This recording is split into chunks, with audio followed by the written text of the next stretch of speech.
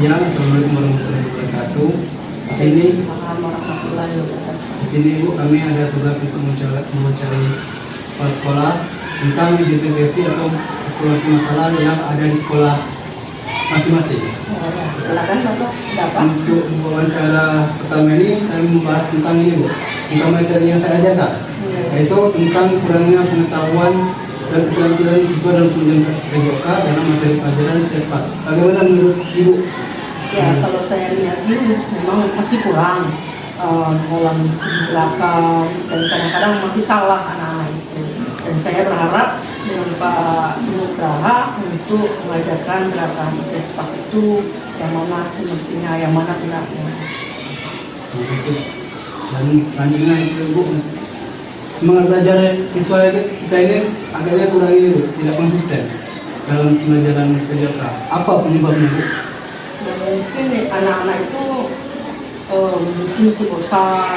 Jadi Pak Nugraha harus bagaimana memotivasi, bagaimana mencari variasi gerakan-gerakan itu supaya anak-anak itu bisa lebih semangat lagi belajarnya di lapangan. Jadi mencari bagaimana dia supaya tidak bosan. Pak Nugraha harus mencari mencari variasi supaya dia tertarik nanti. Terima kasih Bu. Dan untuk yang terakhir, untuk materi wawancara pertama ini Bu, mengapa siswa kita ini menganggap dia itu bukan siswa berprestasi? Bagaimana pendapat Ibu dan bagaimana solusinya?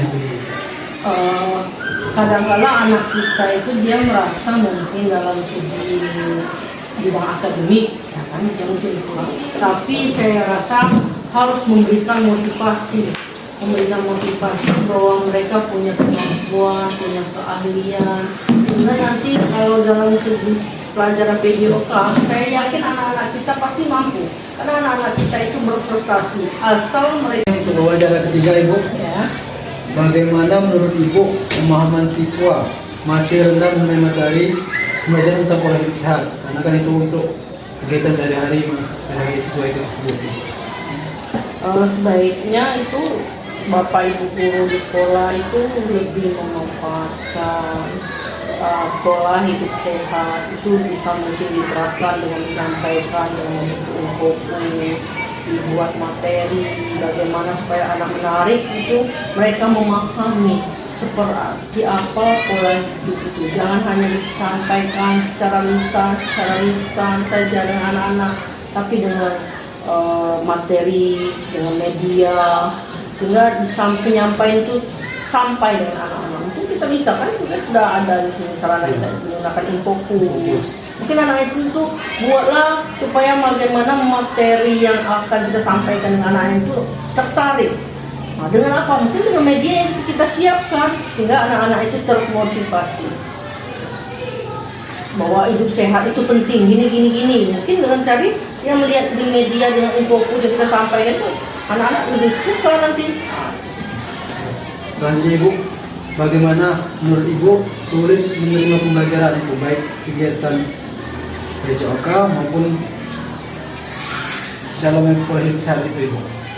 Kita harus bisa menjelaskan itu dengan anak-anak secara rinci, ya kan, secara menarik, terperinci. Sehingga anak-anak itu kalau kita menyampaikannya secara luas, mungkin anak-anak itu akan susah memahami.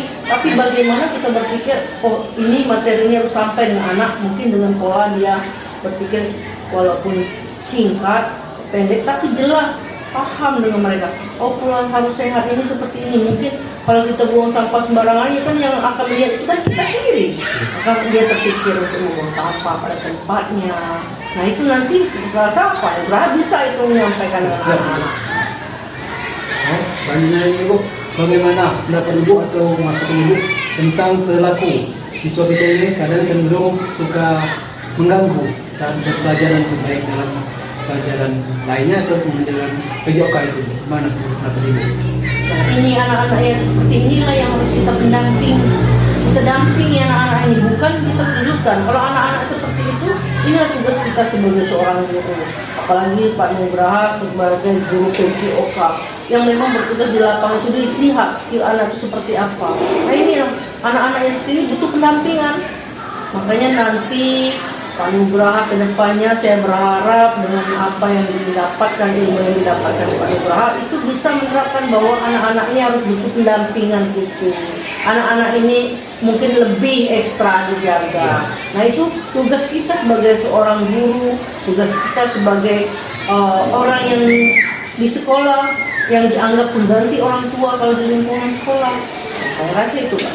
Terima kasih Bu atas wawancaranya ini. Terima. Wawancara kedua Ibu, kita mau melakukan penelitian teknologi. Ini bagaimana menurut pendapat Ibu tentang kurangnya menggunakan teknologi baik secara pembelajaran, baik itu umumnya pelajaran secara umum khususnya PJOK ini. Bagaimana menurut pendapat Ibu? Sebaiknya kalau menurut saya itu guru siswa itu lebih harus banyak belajar mandiri, sehingga atau mengikuti kursus di tempat lain, sehingga nanti mereka itu menguasai teknologi dalam pembelajaran itu, sehingga mereka itu memang benar-benar mampu dan menguasai itu. Dan itu yang kedua Ibu, bagaimana pendapat Ibu belum maksimalnya pemanfaatan ICT? ICT ini penggunaan tip Bu dalam pembelajaran di kelas, seperti menggunakan proyektor atau LCD, itu gimana Ibu? Kurang maksimalnya itu yang Sebenarnya sekolah kita ini sudah ada Pak, sarana prasarana itu sudah ada untuk mendukung Bapak Ibu mengajar dalam kelas itu. Cuman mungkin nanti Bapak bisa mengajarkan itu menggunakan proyektor, infokus di sekolah kita nantinya. Bapak bisa menerapkan itu karena sarana prasarana itu ada. Kalau nanti mungkin dengan adanya pengarahan, dengan adanya pelatihan Pak Nugraha, nanti guru-guru itu bisa menggunakan, memanfaatkan fasilitas yang ada itu. Terima kasih. Kami satu lagi dulu, wawancara kedua tentang kurangnya senang penerapan teknologi dalam pembelajaran, khususnya pembelajaran saya ataupun pembelajaran sebelumnya. Gimana ini? Sebaiknya itu kita menjelaskan kepada siswa atau guru bahwa pemanfaatan teknologi itu sangat baik dan bagus dalam pembelajaran karena lebih memudahkan dalam menyampaikan materi, apalagi nanti dalam pelajaran PJOK, karena anak-anak itu sangat gemar, sangat senang dengan yang namanya langsung praktik gitu kan. Jadi saya berharap nanti dengan Pak Nugraha memang betul-betul menerapkan apa yang Assalamualaikum warahmatullahi wabarakatuh. Waalaikumsalam warahmatullahi wabarakatuh. Ini wawancara keempat. Yang pertama itu tentang pemanfaatan dan media pembelajaran dan teknologi. Bagaimana tanggapan Ibu tentang metode mengajar guru yang monoton dan sebabnya karena guru tidak menggunakan media pembelajaran yang bersifat inovatif dalam proses pembelajaran itu? Kalau menurut saya, Bapak Ibu guru itu harus banyak menggunakan media pembelajaran yang tepat untuk saat ini. Karena kalau Bapak Ibu gurunya pembelajaran itu monoton, otomatis tidak akan pernah menarik dengan anak-anak. Makanya kita gunakan media pembelajaran yang sudah ada di sekolah. Jadi itu kita harus menggunakan audio visual, bagaimana caranya. Karena anak-anak sekarang itu lebih agresif, lebih mau dia kalau guru itu memang mendampingi dan membimbing mereka menggunakan ini seperti apa. Saya rasa itu nanti harus diterapkan itu. Selanjutnya Ibu, bagaimana menurut Ibu selaku kepala sekolah mengenai masalah siswa tidak mau berdiskusi saat kegiatan pembelajaran, terusnya dalam PJOK Ibu? Kalau anak-anak seperti itu kita buatlah kelompok mereka, kelompok sehingga mereka nanti bisa kita menemukan mana anak yang mau bekerja dalam kelompok itu, sehingga mana yang tidak. Sehingga kalau dia di dalam berkelompok, sehingga dia bisa berdiskusi. Timbal baliknya itu nanti ada. Kalau dia memang susah, mungkin kawannya bisa saling mengingatkan di tugasnya pada saat itu, sehingga dia sebagai ada yang dituakan dalam kelompok itu, sehingga dia nanti lebih segan. Jadi Pak Nugraha lebih ringan untuk mengontrolnya kalau dia di dalam saat diskusi, sehingga dia nanti ada fasilitatornya, ada petugas mediatornya, ya, sehingga dia betul-betul aktif nanti kalau dia sudah dibuat kelompok. Ini pertanyaan ketiga Ibu. bagaimana pendapat Ibu mengenai pemanfaatan media dalam kegiatan pembelajaran yang kurang bervariasi? Kalau itu tinggal kembali ke kita sebagai pendidik, sebagai seorang guru. Kita harus bagaimana menggunakan fasilitas yang ada di sekolah. Sebaiknya kita memanfaatkan betul media itu.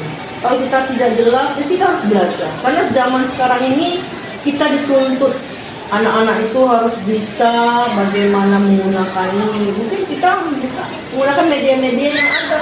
Kita harus guru-guru itu harus tahu bagaimana menggunakan media itu seperti apa, sehingga nanti anak kita ini tidak tertinggal dengan yang lain. Saya rasa kalau kita guru itu bisa menyampaikan pembelajaran itu menggunakan media visual, menggunakan infokus, menggunakan pembelajaran yang menarik, saya rasa anak-anak kita itu akan aktif nantinya belajar.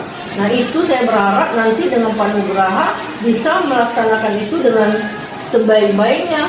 Saya rasa nanti kalau apalagi pelajaran PJOK itu suatu hal yang mungkin sangat disenangi anak-anak. Nah, sehingga nanti kalau Pak Nugraha membuat itu pembelajaran itu lebih menarik, anak-anak lebih mencintai lagi olahraga itu. Karena pelajaran olahraga itu yang paling disenangi anak-anak. Ya. Sehingga gurunya harus lebih kreatif. Nah, saya rasa itu Pak Nugraha. Terima kasih Bu atas idenya, masukan wawancaranya. Ucapkan terima kasih. Sekian. Assalamualaikum warahmatullahi wabarakatuh. Waalaikumsalam.